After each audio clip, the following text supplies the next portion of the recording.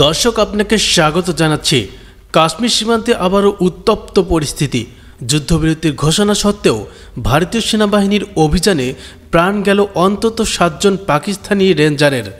উত্তেজনা পৌঁছেছে চূড়ান্ত পর্যায়ে। পাক সেনাবাহিনীর কড়া হুঁশিয়ারি, প্রয়োজনে পারমাণবিক অস্ত্র ব্যবহার করতে পিছপা হব না।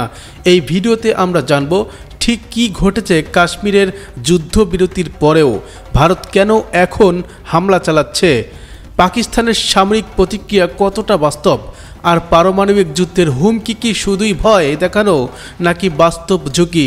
চ্যানেলটিকে সাবস্ক্রাইব করুন এবং লাইক দিন, কারণ সত্যকে তুলে ধরাই আমাদের একমাত্র লক্ষ্য। তাহলে চলুন চলে যাই মূল প্রতিবেদনে।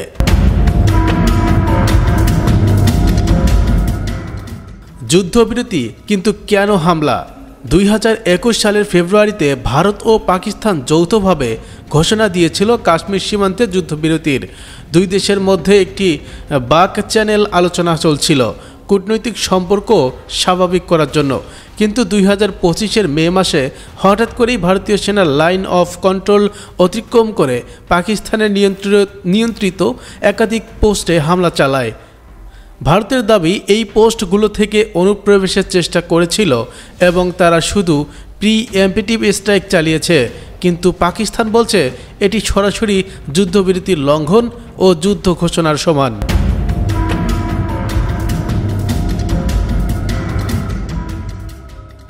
পাকিস্তানের আন্তঃবাহিনী জনসংযোগ বিভাগ এক বিবৃতিতে জানায়, ভারত আগুন নিয়ে খেলছে, প্রতিউত্তরে আরও ভয়াবহ হবে।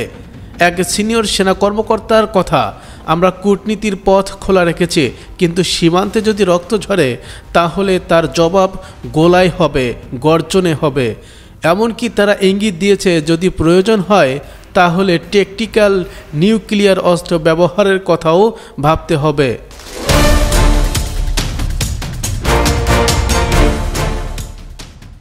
পাকিস্তানের পারমাণবিক হুমকি কতটা বাস্তব? পাকিস্তানের পারমাণবিক ডকট্রিন ফার্স্ট ইস্যু এর উপর ভিত্তি করে গঠিত, অর্থাৎ যদি তারা মনে করে দেশটি অস্তিত্ব সংকটে পড়েছে তাহলে পারমাণবিক অস্ত্র ব্যবহারে তারা দ্বিধা করবে না। কিন্তু প্রশ্ন হলো, কাশ্মীরের মতো একটি সেক্টর ভিত্তিক সংঘর্ষ কি পাকিস্তান সত্যিই পারমাণবিক হামলা চালাবে? বিশ্লেষকদের একাংশ বলেন এটা মূলত মনস্তাত্ত্বিক চাপ, কিন্তু উত্তেজনা বাড়ালে ভুল সিদ্ধান্ত আসতে সময় লাগে না।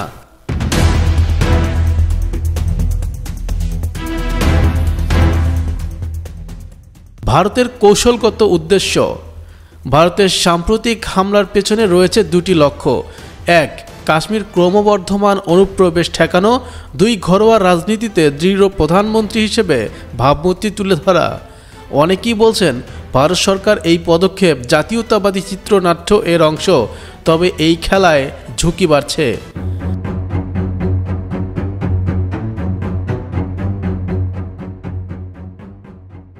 আন্তর্জাতিক প্রতিক্রিয়া।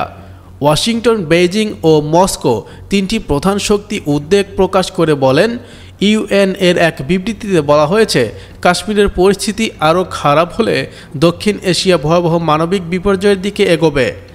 তবে বড় প্রশ্ন, কে মধ্যস্থতা করবে?